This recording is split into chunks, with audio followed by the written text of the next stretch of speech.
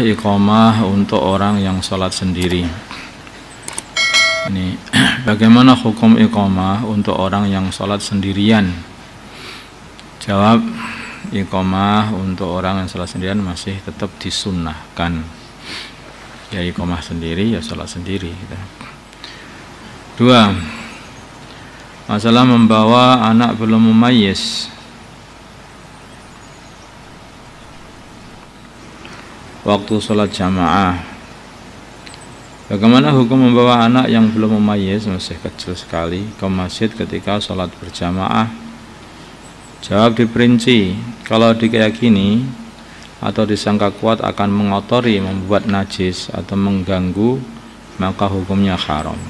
Namanya anak belum ngerti, kadang-kadang juga ngompol, kadang-kadang juga mengganggu orang yang sedang sholat. Kalau diyakini akan mengganggu orang, ya itu haram. Yang kedua adalah kalau ada hajat seperti untuk mengajari supaya anak terbiasa ke masjid, dan memang anak ini sudah dibiasakan untuk kebersihan, tidak mengotori dan mengganggu, maka boleh saja dan tidak makruh. Boleh saja. Kalau tidak ada hajat dan tidak bisa dikendalikan, maka adalah makruh. Sebaiknya sebetulnya itu ya naruhnya anak itu harus berdekatan dengan orang dewasa. Nah, anak kecil kalau kumpul sama orang dewasa itu biasanya juga diem.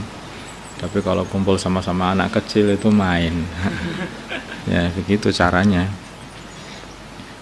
Pokoknya harus direnggang-renggangkan, jangan sampai dikumpulkan, baiknya gitu. Jari telunjuk kanan terpotong, mengangkat jari telunjuk kiri ketika tasyahud. Nah, apakah masih disunahkan mengangkat jari telunjuk kiri jika jari telunjuk kanan terpotong ketika bertasyahud? Asyhadu alla ilaha illallah pakai jari kiri. Itu angkat tangan pakai jari kiri. Ini jawab tidak disunahkan, bahkan makruh, karena berisyarah dengan tauhid dengan tangan kiri, makanya tidak disunahkan yang seperti ini, bahkan dimakruhkan. Ya kalau memang sudah enggak ada yang kanan, ya sudah.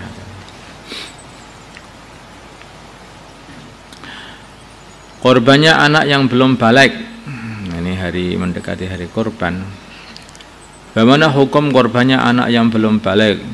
Jawab, kalau orang tuanya korban dari hartanya sendiri, harta orang tua, tapi atas nama anak kecil tersebut, maka boleh. Jadi dia korban dengan harta sendiri, di atas namakan anak kecil tadi, maka boleh. Tapi kalau memakai harta anak kecil, maka tidak boleh. Harta anak kecil tadi, maka tidak boleh. Karena ini korban ini termasuk untuk tabarruk, pemberian, dan anak kecil ini belum boleh infak.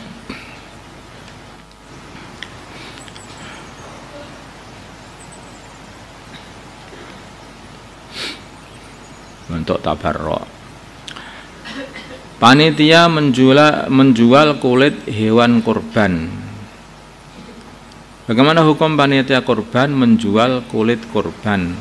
Jawab, pendapat yang muktamad, perbuatan ini adalah tidak boleh, tidak diperbolehkan.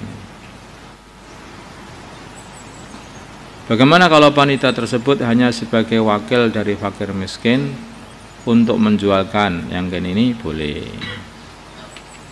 Jadi dikarenakan ini dianggap tidak bolehnya, dianggap ini, jadi maksudnya itu panitia kurban itu menjual kulit kurban ini, wong harusnya kulit semua kurban ini diberikan, lah kok sebagian masih ada yang dijual, itu bagaimana nanti kambingnya sampai di akhirat tanpa kulit. Kurang itu. Kalau yang dijual kepalanya, ambil tanpa kepala nanti. Makanya itulah tidak boleh. Lah caranya bagaimana? Itu diberikan kepada fakir miskin, ya toh. Diberikan itu kulit-kulit itu diberikan kepada fakir miskin. Kemudian panitia itu membantu fakir miskin untuk menjualkannya. Jadi sudah ditamlik kepada para fakir miskin itu. Diberikan, sudah dimiliki, kemudian oleh sebenarnya fakir miskin udah ini jualkan saja, aku pengen menerima duitnya ini, jualkan. Jadi fakir miskin yang mewakilkan penjualannya kepada panitia, yang itu boleh. Itu harus diberikan. Kalau itu sudah diberikan, nanti bukan apa itu bagian daripada korban dijual, tidak, tapi memang sudah diberikan kepada fakir miskin. Baru fakir miskinnya yang menjual, hanya jualnya wakil kepada panitia. Kalau mau dijual sendiri oleh fakir miskin ya boleh aja, punya dia sendiri. Allahumma shalli ala sayyidina Muhammad wa ala sayyidina Muhammad wa sallallahu alaihi wa ala sayyidina Ibrahim wa ala ali sayyidina Ibrahim wa barik ala sayyidina Muhammad wa ala sayyidina Muhammad wa barakta ala sayyidina Ibrahim wa ala ali sayyidina Ibrahim fil alamin innaka Hamidum Majid.